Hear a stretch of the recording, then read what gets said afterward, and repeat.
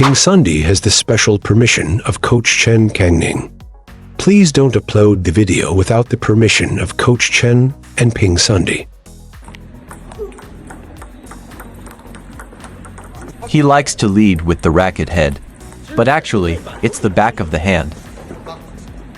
If you lead with the racket you'll easily lose control, right? I lead with the back of the hand.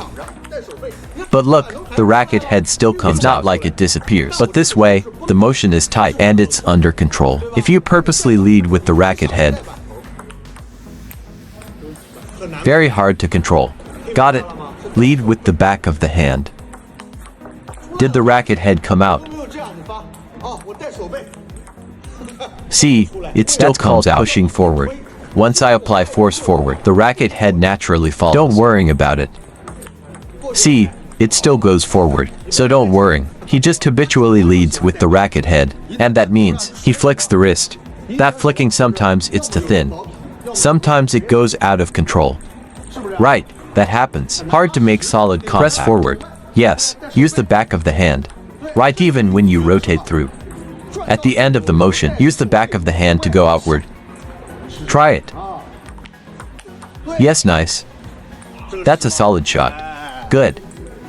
Feel that, a bit outward and downward. Now lead with the back of the hand outward and downward. Beautiful.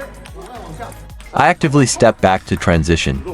Even if you use short pips, you shouldn't squeeze forward to play the pivot. Because if you squeeze too close to the table, the ball will always jam you. You might think, I'm close to the table. But that's actually a wrong idea. If we really want to attack proactively with the pivot, we must retreat to advance. What does it mean to retreat to advance? It means I step back and turn slightly to create space for the shot, then transition and step forward to hit with power.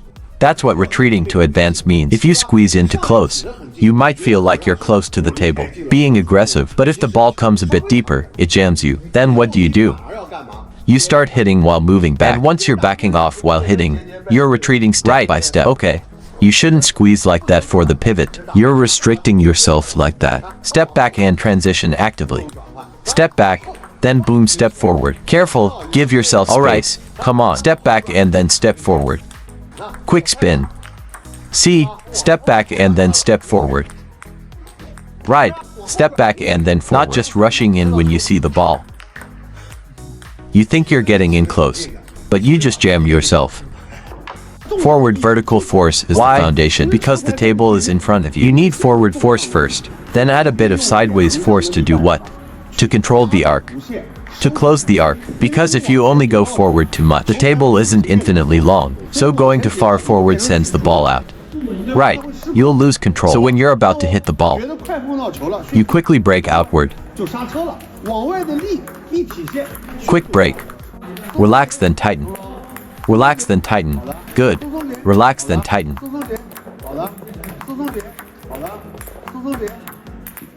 It's the same with short push.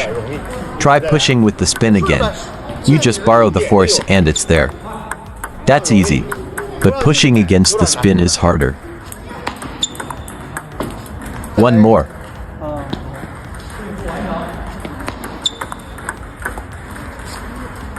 So it's relative.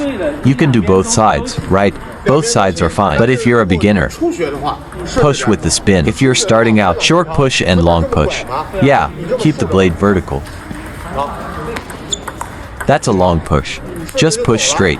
You rotate this way, I go this way. Same with short push. Use a bit of soft hidden force. It's very easy, right? This is the basic level.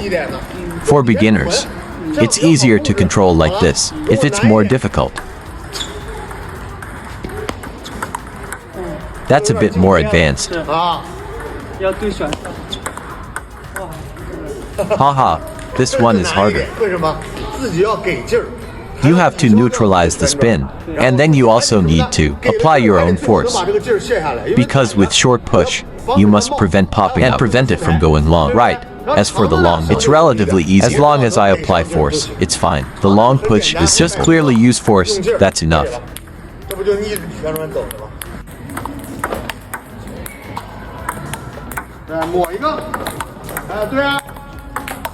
You need to feel that you can fully control this small ball.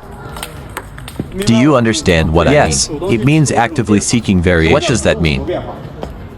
When your opponent doesn't restrict you, you can take the initiative to vary. Of course, not changing random. Random changes are just tricks. Right, it's not about random. It means sticking to a main strategy, but having other things to pressure the opponent. Another case is when the opponent limits you.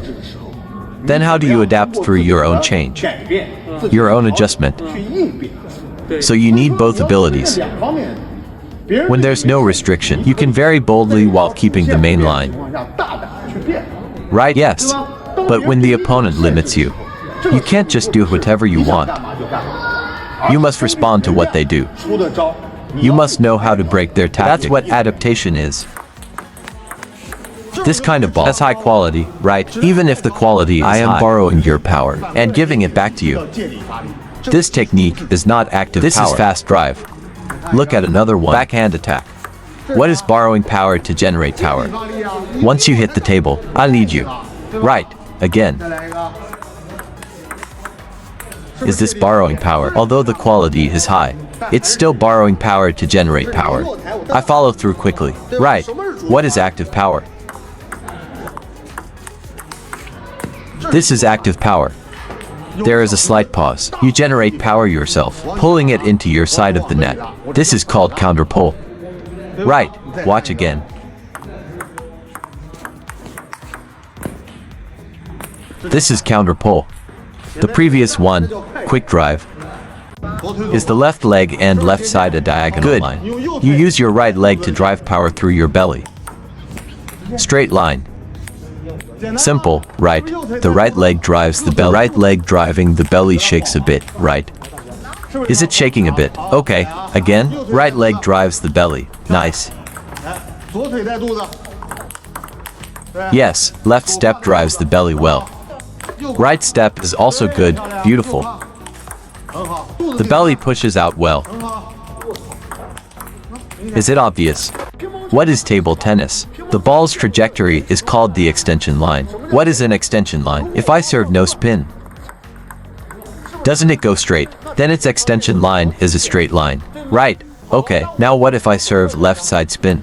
Oh, its extension line is an outward arc bending to the left. Right. Then what if I do a pendulum serve?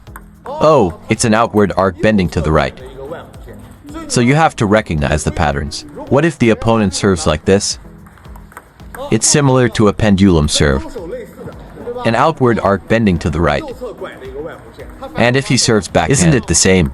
Still curves out with right side spin. So you can't just judge by the landing spot. If you want to flick well, besides watching the first bounce, you have to follow the extension line from that first bounce. The ball's extension line. See, that's the ball's landing point. Then it keeps following the line. Yeah, try it. Okay, go again. See, I served to the middle, right? But you flicked from the left side, right? Look, I served to the middle and you flicked from the right side. Nice. Good. Read more about table tennis on my blog, PingSunday.com. Get free ebook and coaching advices. See you in the next video.